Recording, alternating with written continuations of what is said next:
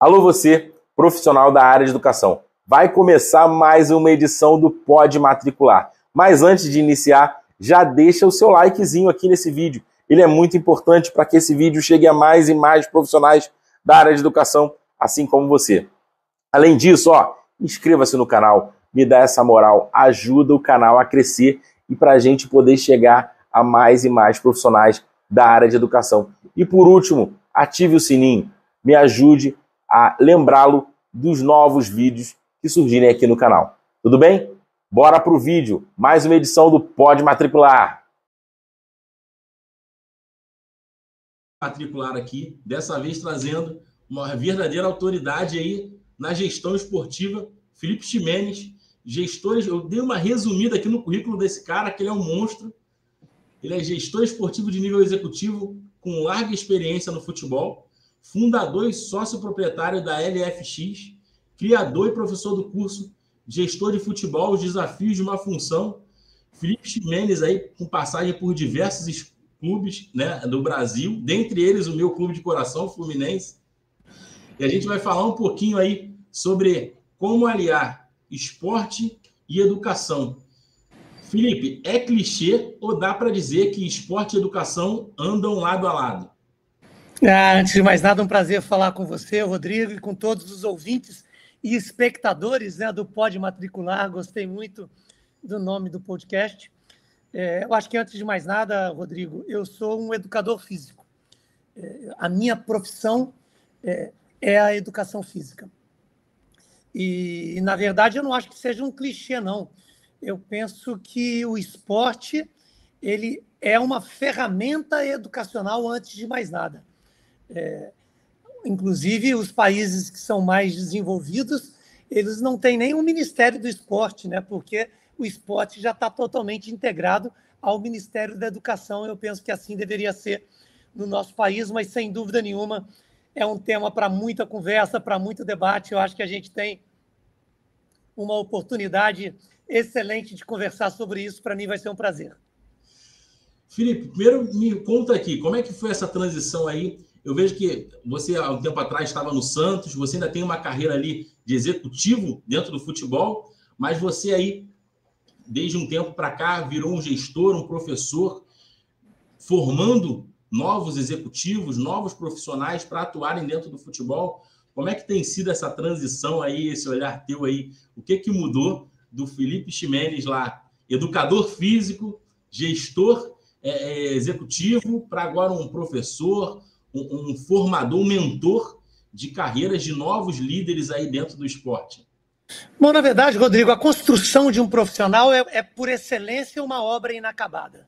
Eu penso que a gente segue o tempo inteiro construindo, adquirindo repertório para que você se torne um profissional melhor, e, a partir daí, você desempenha áreas e funções de acordo com o que o mercado te demanda, de acordo com as suas vontades e anseios profissionais te impulsionam a isso, e de acordo com o movimento natural do mercado. Eu não deixei de ser um professor sendo gestor esportivo de equipe, e não deixei de ser um educador físico ao trabalhar na capacitação de novos profissionais. Eu penso que, antes de mais nada, o mundo de hoje pede que todo profissional esteja preparado para os muitos ciclos profissionais que a gente precisa ter ao longo da nossa vida. O que o mercado pede, a cada dia que passa, são profissionais capazes de responder de uma forma mais rápida às novas perguntas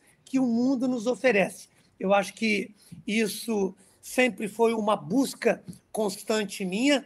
Eu não abandonei nenhuma das minhas funções, mas eu fui me alocando em cada um dos momentos que a minha vida pedia, em cada uma das oportunidades que o mercado me dava, e, de alguma forma, fazendo com que a profissão educação física nunca deixasse de ser o motor primário, o core business da minha empresa, LFX, que até se chama LFX porque é Luiz Felipe Ximenes.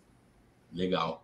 Então, tu foi, na verdade, acumulando competências ali ao longo da tua jornada, foi construindo um profissional cada vez melhor ali, com um olhar sobre várias áreas. Bacana isso daí. Eu acho que é o que o mercado esportivo, o mercado de trabalho, hoje ele pede da gente mesmo, né, como profissional. É isso mesmo. Esse acúmulo de competências.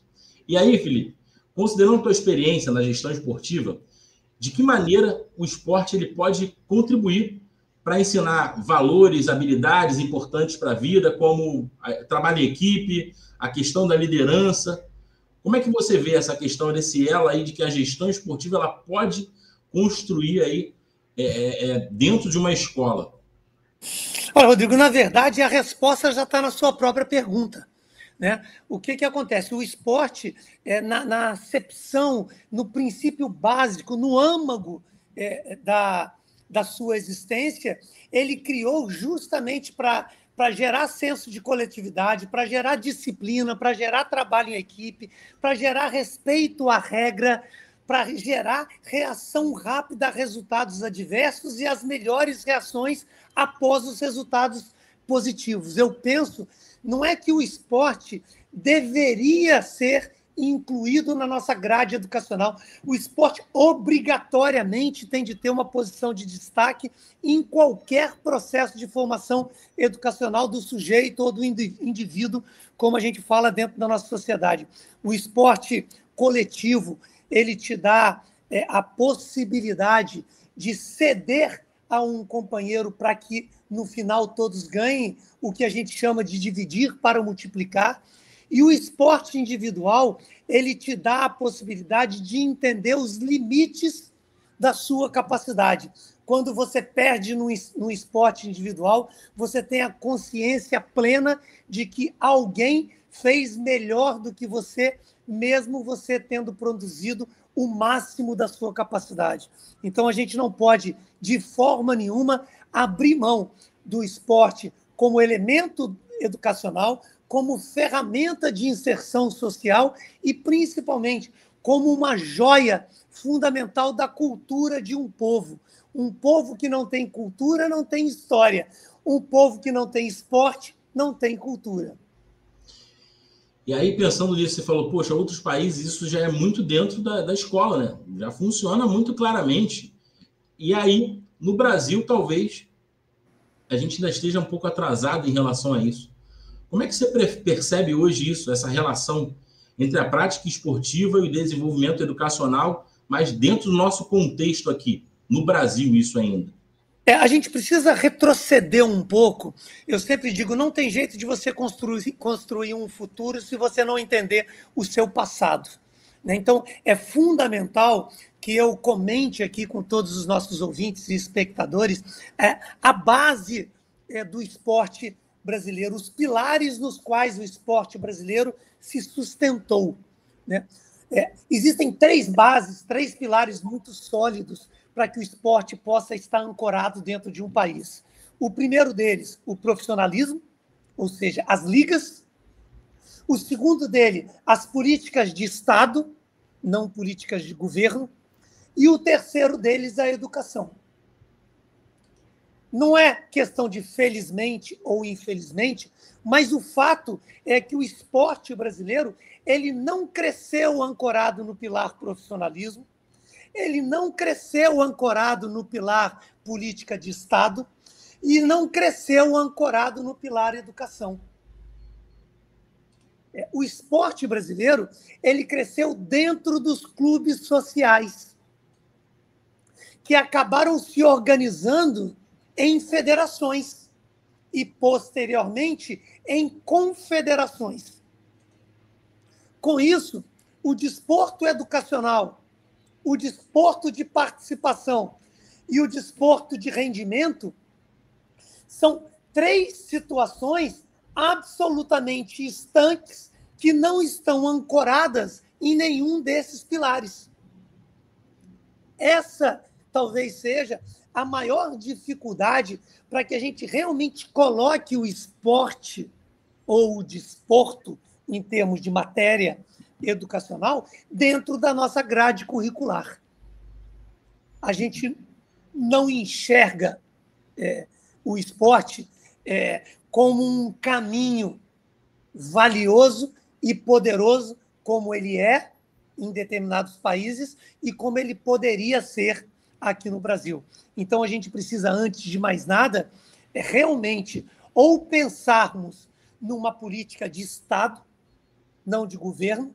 Nós estamos falando aqui em fevereiro de 2024, tem um novo governo agora, sem nenhum viés político, que já está no seu segundo ministro do esporte, né? E 2 ministros de esporte absolutamente com pensamentos distintos um do outro. E passamos 4 anos do governo anterior sem sequer termos o Ministério do Esporte.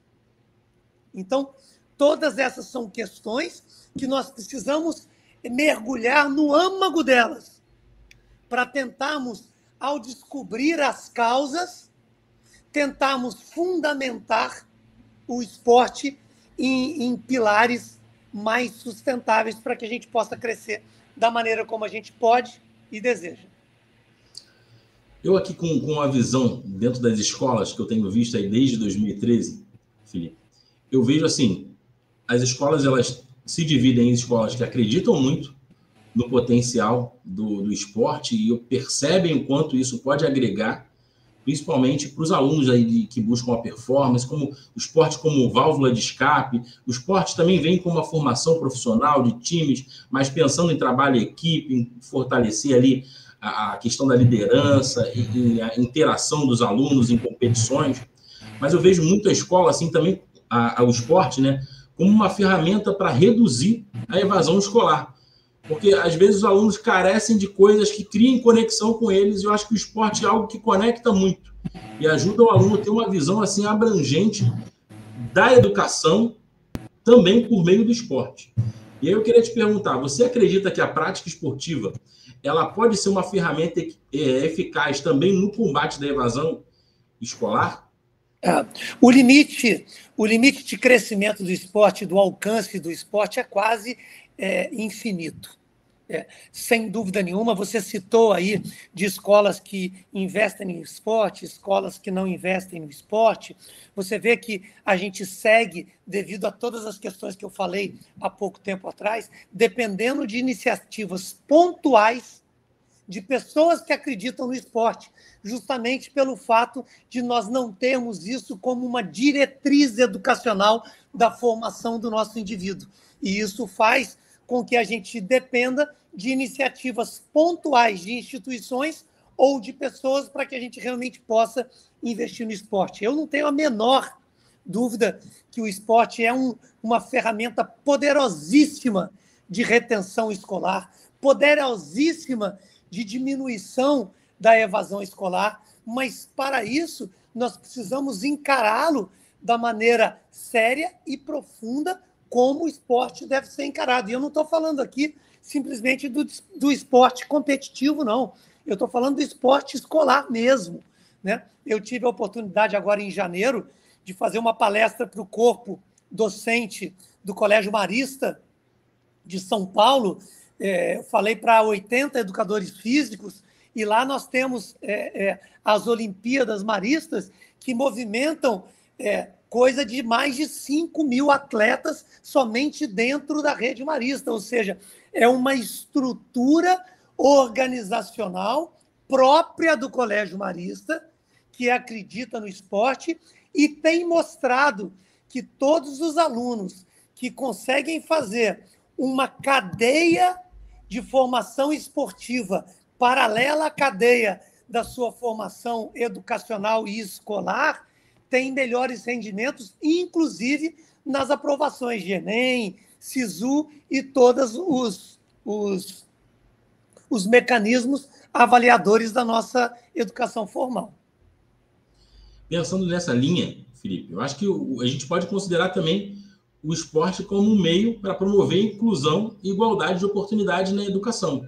Você concorda com isso? Na sociedade, de uma maneira geral, você incluir o cara nesse contexto educacional? Porque eu vejo hoje muito cara que ingressa ali na escola e ele sem um direcionamento, ou então ele perde o interesse por aquilo ali, ou então a falta de investimento. Eu acho que o esporte, de alguma forma, ele promove a inclusão e a igualdade de oportunidade para esse cara. Eu acho que até pela própria natureza do esporte, você entra numa equipe ali em tese, todo mundo é igual, né? Vai desenvolver da mesma forma.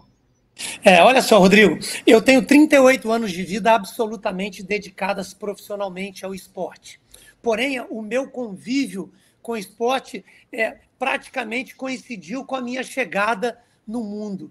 Eu falo, o esporte não tem cor, o esporte não tem raça, o esporte não tem tamanho, o esporte ele faz com que você respeite o próximo pela capacidade de praticar o esporte.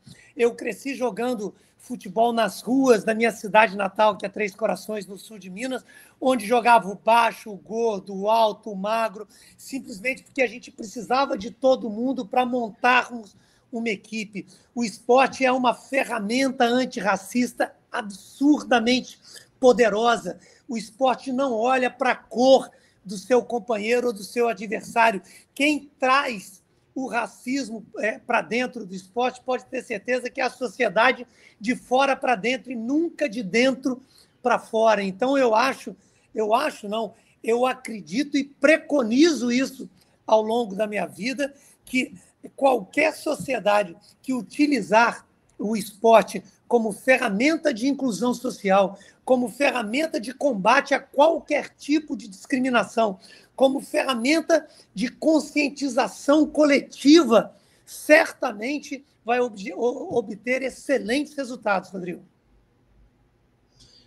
E aí, nessa linha, Felipe, na sua visão, assim, quais os principais benefícios que o jovem pode obter ao participar assim, ativamente das atividades esportivas? E aí, pensando dentro e fora da escola, né? Como é que eu vendo esse peixe do esporte para as escolas, mas pensando quais os benefícios que os jovens podem obter participando ativamente dessas atividades esportivas? Puxa vida, Rodrigo, vai ser difícil eu conseguir listar tudo, mas eu vou colocar para você, eu penso, antes de mais nada, disciplina. Eu gosto de dizer, todo mundo acompanha futebol no Brasil, a gente nunca ouviu falar que um jogo marcado para as 21h50 teve de começar às 22h porque as equipes não estavam presentes. Isso é uma coisa muito bacana. O esporte ele te ensina a disciplina, eu acho isso fantástico. O esporte te ensina respeito à regra, eu acho isso fantástico. Existe uma regra que rege qualquer modalidade esportiva e desde a mais tenra idade o atleta aprende a respeitar essa regra e sabe que será punido caso ele não a cumpra. Eu acho isso sensacional. O terceiro ponto que eu acho fantástico é o senso de coletividade, o trabalho em equipe, o teamwork, né? Você trabalhar em prol da coletividade. Você pega, por exemplo, o futebol americano, que é um esporte fantástico. Existem pessoas que passam todo um jogo de futebol americano sem sequer tocar na bola uma vez. O objetivo deles simplesmente é abrir espaço e proteger para que aquelas pessoas possam avançar com a bola e fazer o gol, que no caso do futebol americano é o touchdown. Então, eu acho isso fantástico. O quinto ponto que eu acho sensacional é você saber absorver derrotas. Eu falo isso muito no futebol. Independente de você ter ganhado de 4 ou ter perdido de 5, o próximo jogo vai começar 0-0 e você precisa entrar em campo. Eu acho isso sensacional. Outro ponto que eu acho fantástico é você reconhecer uma derrota. Não existe nada mais poderoso do que se reconhecer uma derrota. Inclusive, eu peço para todos que estão nos assistindo que passem a observar isso. No esporte, normalmente, quem vai cumprimentar após o jogo é o técnico que perdeu o jogo, como uma maneira de reverenciar o vencedor por ter ganho uma partida. Eu poderia fazer um podcast com você da quantidade de benefícios que o esporte pode trazer dentro de campo e fora de campo, mas eu quero terminar com um só. O esporte ele nos dá a consciência do que é abrir mão de algo pessoal para algo coletivo. Ou seja, as pessoas se concentram um dia antes para fazer um jogo no dia seguinte. Ela abre mão de sair para uma noite para poder se esforçar e entregar dentro de um campo ou de uma quadra. E isso numa sociedade onde as coisas hoje estão cada dia mais efêmeras, cada dia mais passageiras, o esporte, sem dúvida nenhuma, ele chega para se mostrar o quanto vale a pena você investir em coisas que não têm preço, mas têm valor. Isso é fantástico. Essa perspectiva que você falou ali é fantástica, realmente. E aí, Felipe, eu fiquei pensando assim, o que gera uma reatividade, o que é uma barreira para uma escola implementar um programa que promova o esporte dentro do cenário ali educacional, e o que é uma barreira, de repente, às vezes, para a família, porque às vezes acontece, eu vejo às vezes casos de atletas que o aluno ele tem expertise para executar ali aqueles comandos ali do esporte, do vôlei, do qualquer que seja o esporte, mas às vezes o pai não acredita muito. Então eu fiquei pensando assim, como é que eu envolvo os pais também nesse processo de promoção à prática esportiva, de fazer com que os pais também acreditem que aquilo ali é um caminho relevante para ele e que, assim como escola é importante você ir todo dia estudar, o esporte também, a prática regular esportiva, ela também é importante para o desenvolvimento daquele jovem. Rodrigo, essa é uma questão bastante complexa que a gente não pode respondê-la de uma maneira simples, né? Eu digo, todo o ecossistema da nossa sociedade ele está absolutamente impactado pela cultura esportiva do nosso país. Né? Dando um exemplo, nos Estados Unidos, onde a educação está muito atrelada, onde o esporte está muito atrelado à educação, os pais investem nos seus filhos nas escolas esportivas para que estes recebam bolsas de estudos nas universidades que eles vão frequentar. Infelizmente, hoje aqui no Brasil, o esporte não é visto como investimento para os pais. Na verdade, muitos pais tendem a abrir mão das suas atividades para poder levar os filhos para a prática esportiva. Então, essa é uma dificuldade muito grande. A cultura que nós temos aqui no Brasil, infelizmente, é muito impactada também pela baixa capacitação do profissional de educação física. Nós precisamos melhorar o nível de formação do educador físico no Brasil para que ele consiga transmitir e vender a importância do esporte e da educação física no ambiente escolar. Isso eu acho fundamental. A gente reverter esse viés do não investimento no esporte competitivo das instituições educacionais do Brasil também é fundamental. A gente tem aí poucas universidades no Brasil investindo no esporte competitivo e oferecendo bolsas para os seus atletas. Isso também é um caminho importante. Você mostrar para o pai que o filho não é um local ou uma pessoa para que você derrame nele todas as frustrações que você teve ao longo da sua formação como indivíduo, também é importante. Tem muitos pais que pressionam os seus filhos a praticarem modalidades simplesmente porque os pais gostam daquela modalidade, que não é necessariamente a modalidade que o filho gosta de praticar. Então, conscientizar o pai em cima desse processo é muito importante.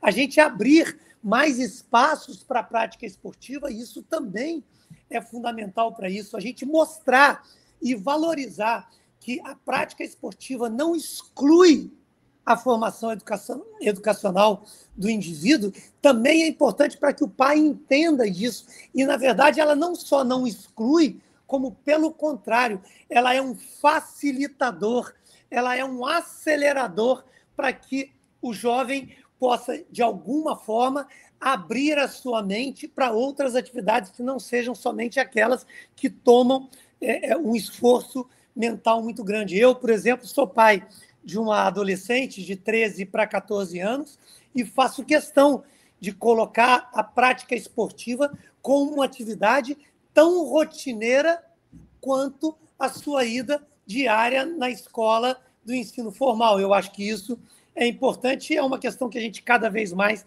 precisa trazer à tona para que a gente converse, para que a gente conscientize e para que, de alguma forma, a gente construa juntos soluções que possam perdurar por muito tempo.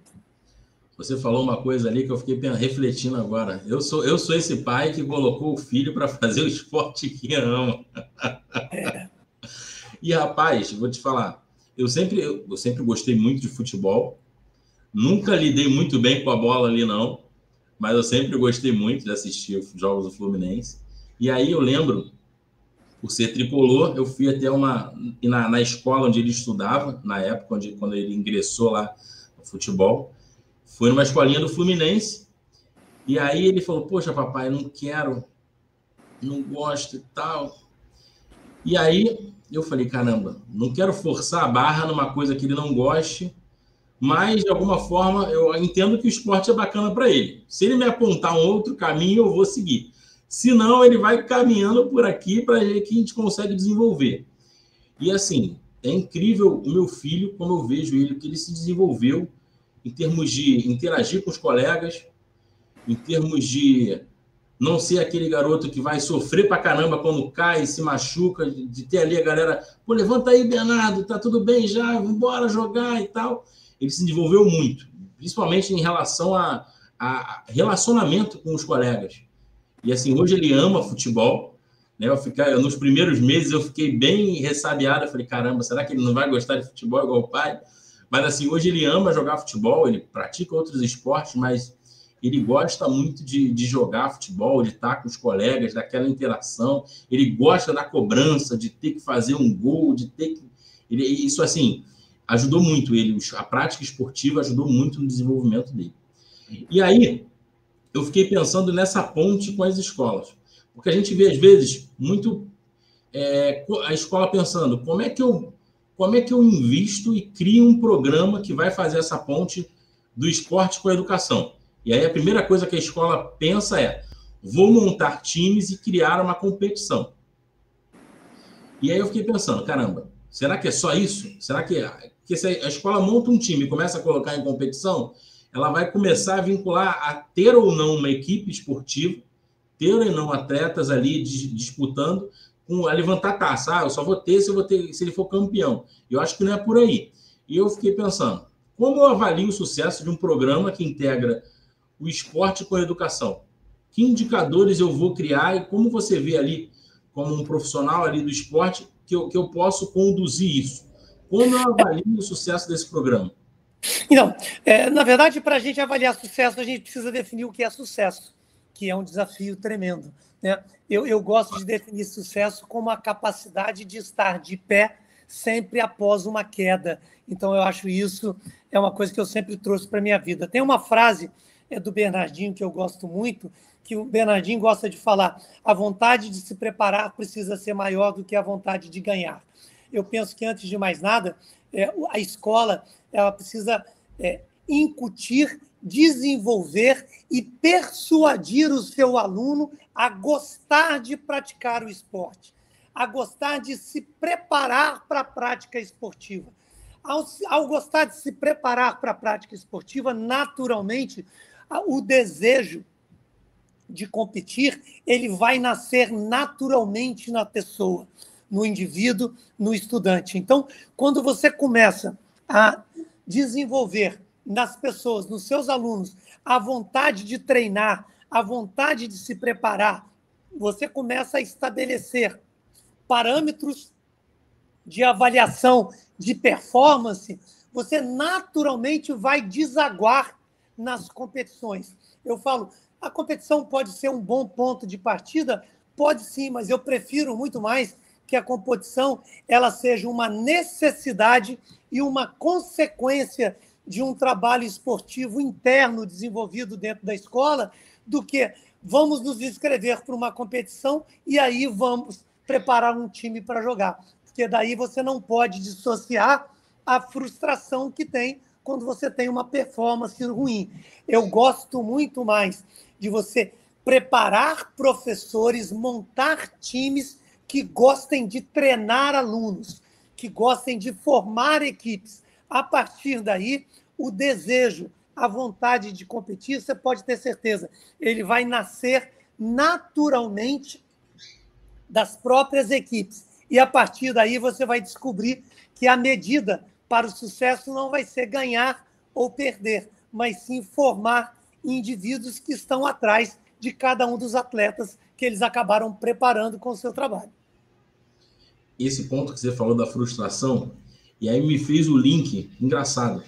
Eu lembrei do Thiago Silva. O Thiago Silva, ele é frequentemente criticado por comentaristas, às vezes, pelo fato dele ter chorado na Copa do Mundo aqui no Brasil, né? Naquele momento da disputa de pênalti, etc. E às vezes para o cara que ele quer só massacrar o cara, o sujeito ele não entende tudo que envolve aquele momento ali, o estresse, enfim.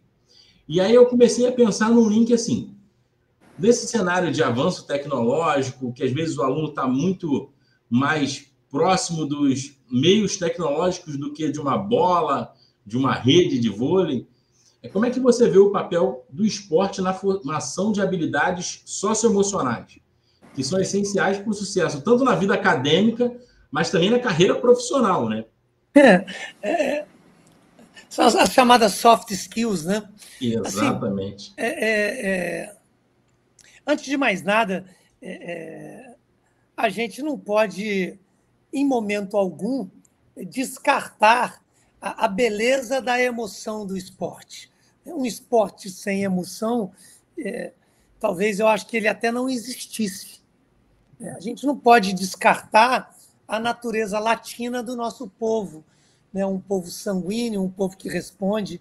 Eu tenho certeza absoluta que, particularmente, o Thiago Silva, que foi meu atleta no seu Fluminense de coração em 2005, 2006, não estou muito lembrado o ano, eu tenho certeza que o pequeno número de pessoas que criam esses fantasmas em cima da exposição das emoções do Thiago Silva não é nada perto da imensa quantidade de pessoas que respeitam o Thiago Silva justamente por ser um atleta que deixa florescer, que deixa aflorar as suas reações emocionais. Eu não vejo nenhum problema com isso. Você saber lidar com essas emoções é que te faz forte e capaz de seguir em frente dentro da sua caminhada. Eu acho que o esporte, mais uma vez, dentro de tudo que a gente falou, ele contribui também a isso, a saber reagir melhor às emoções, a saber trabalhar essas emoções e aceitá-las, né? A gente, nesse mundo virtual que a gente está vivendo, talvez um grande desafio é conseguir humanizar as relações. E nada mais humano do que o esporte cara a cara, face to face, na quadra, dando caneladas, sofrendo caneladas, né, ganhando jogos e perdendo jogos.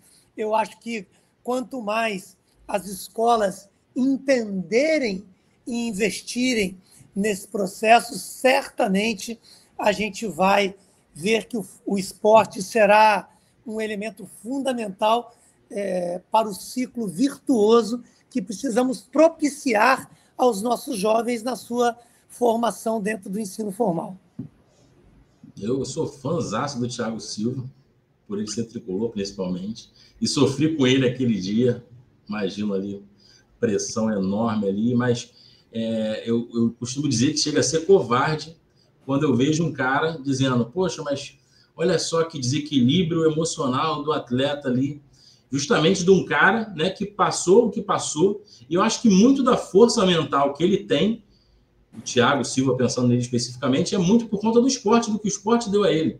Ele é um cara que foi para fora do país muito cedo, ele fez uma cirurgia ali dificílima ali, a questão pulmonar ali, eu acho que ele teve problemas graves ali. Ele teve uma tuberculose assim como eu. Exatamente, ele podia ter perdido a vida, e aí vem o sujeito criticar por um recorte que ele pega e julga o cara ali. Eu acho que até isso o esporte ele dá para o cidadão, né, para o profissional, que é a força para lidar com esse tipo de crítica e vivenciar esse tipo de momento de adversidade ali, né? Eu acho que isso faz parte da vida de todo mundo, Rodrigo. A gente está Eu, sinceramente, eu nem acho questão de covarde ou nada. Todos os dias, hoje, o ser humano, de uma maneira geral, ele está sendo bombardeado pelas mídias sociais e, infelizmente, da natureza humana também. As críticas nos machucam muito mais do que os elogios. Hoje, um trocador de ônibus, hoje, uma pessoa que trabalha na varrição de ruas, hoje está sujeita a críticas, a opiniões. Eu acho que o melhor antídoto para isso é a gente conseguir se controlar e não fazer o mesmo que fazem com a gente, porque as críticas elas existem desde que o mundo é mundo, e uma notícia que eu tenho que te dar é que elas não vão terminar hoje, muito menos com o Thiago Silva. Verdade, isso é fato, isso é fato. E aí, a gente já encaminhando aqui para o final do papo ali, eu queria entender com você o seguinte: pensando num gestor escolar que vai estar agora vendo o nosso papo aqui atentamente, nos ouvindo, e ele deu um insight agora e pensou, caramba, eu vou implementar um programa esportivo dentro da minha escola. Eu vou trazer o esporte para dentro da escola e pensar nas habilidades e competências que ele pode fornecer para o nosso aluno no processo de formação dele. O que você pensa assim, de repente, ou como implementar, ou o que ele não poderia abrir mão de forma alguma para dar o pontapé inicial ali nesse processo de implementação desse programa esportivo dentro da escola? Monte a melhor equipe que puder e capacite essa equipe. Eu sempre falo, quem treina o treinador, quem ensina para o professor. A gente precisa dar ferramentas constantes de capacitação e evolução profissional para todas as pessoas que fazem parte do nosso time. Eu acho que a gente precisa aprender a recrutar melhor, selecionar melhor, não ter medo de tomar decisões. Até nisso o esporte te ensina, né? Um treinador ele precisa escalar o time que vai iniciar jogando, ele precisa trocar quando a equipe necessita. Eu acho que na escola não é diferente disso. Você precisa ter um diagnóstico correto do time que você tem. Se o time estiver ganhando, reforce. Se o time estiver perdendo, reformule e traga pessoas que tenham condições de fazer com que o seu time fique melhor. Eu gosto muito de dizer que a educação não é o melhor caminho para a transformação de um povo. Ela é o único caminho. Então, qualquer gestor educacional ele precisa investir em educação, em pessoas que tenham condições de multiplicar, de persuadir pessoas que sejam capazes de reter a atenção para que a pessoa que estiver recebendo a informação consiga internalizá-la em forma de conhecimento. Porque eu sempre costumo dizer, Rodrigo, no binômio ensino-aprendizado, eu só acredito no aprendizado. Ninguém ensina nada para ninguém. E para aprender, é necessário se colocar na posição de aprendiz. Num mundo onde a gente consegue reter a nossa atenção hoje em dia por menos de 10 segundos antes de receber um estímulo externo, o grande desafio de qualquer pessoa que queira trabalhar em educação é o desafio de conseguir segurar a atenção de quem está recebendo a nossa mensagem e conseguir colocar as suas pessoas na posição de aprendizes, para que aí sim eles transformem essa informação e conhecimento e finalizem este ciclo com a sabedoria de passar para frente tudo aquilo que elas conhecem. Perfeito. Felipe, quando é que vai ser a próxima turma aí da tua mentoria? Super bacana aí, de formação. Fala um pouquinho para a gente. O meu curso de gestão de futebol, desafios de uma função, a gente já está indo para a 15ª turma, deve estar começando aí na segunda quinzena de março. Acho que dessa vez eu vou estar dentro aí. Olha, eu cheguei a fazer, lá no início da minha carreira, eu cheguei a fazer alguns cursos no Fluminense, lá de gestão esportiva, mas aí na época fiz um curso com um gestor bem bacana lá, que cuidava do planejamento estratégico na época do Atlético Paranaense. Me interessava muito pela essa área, mas aí acabei indo para um outro lado, que era um lado mais comercial, aí depois eu ingressei nessa carreira na área comercial da Ambev, indústrias de bebidas, e nunca ingressei pelo futebol, mas sempre foi uma área por eu gostar muito de futebol e gostar muito do Fluminense, sempre me interessou muito a carreira esportiva. Eu gosto muito de lidar com essa pressão ali diária. Eu acho que quem trabalha no meio do futebol sabe como ninguém lidar com as pressões de um clube de futebol, de torcedor, pressão interna ali do cenário, pressão da mídia. Eu acho que quem trabalha no esporte tem muito a ensinar a respeito de competências, principalmente socioemocionais ali. Né? Não é fácil, não. Não é fácil, não. Tem uma questão técnica muito profunda, obviamente, mas a questão socioemocional, e eu costumo dizer muito sobre isso. Cara, pega qualquer jogador de futebol e bota ele ali para ensinar dentro de uma empresa sobre competência socioemocional, que você vai extrair alguma coisa. Pega um atleta profissional de qualquer que seja a área e põe ele para ensinar, que ele vai falar alguma coisa ali que você vai conseguir tirar para você melhorar com relação à habilidade socioemocional. Né? É um meio que envolve muita pressão, e você lidar com isso é um elemento primordial, né, Felipe? Sem dúvida nenhuma. Tem toda a razão. Gente, foi mais um Pode Matricular, hashtag número 6, falando sobre a importância dos esportes dentro das escolas. Vou ficar aqui mais um pouquinho, mais um minutinho com o Felipe em off aqui, mas muito obrigado aí, Felipe, pela sua participação, engrandeceu muito aqui o debate, ajudou demais a esclarecer, principalmente escolas que querem iniciar esse programa de trazer o esporte realmente para dentro da escola e pensar o esporte como uma ferramenta de trabalho do gestor escolar. Foi um grande prazer falar com você. Me sigam aí nas redes sociais. Meu arroba é @Felipe Ximenes. E até a próxima. Pois é, lá se foi mais uma edição do nosso Pode Matricular. Eu estou aqui, nas edições do vídeo. E aí eu quero fazer um checklist contigo. Já deu o likezinho? Tá inscrito no canal? Ativou o sininho? Beleza, então agora você pode ir para o próximo vídeo do Pode Matricular. Muito obrigado por me ajudar a compartilhar conhecimento na área de educação.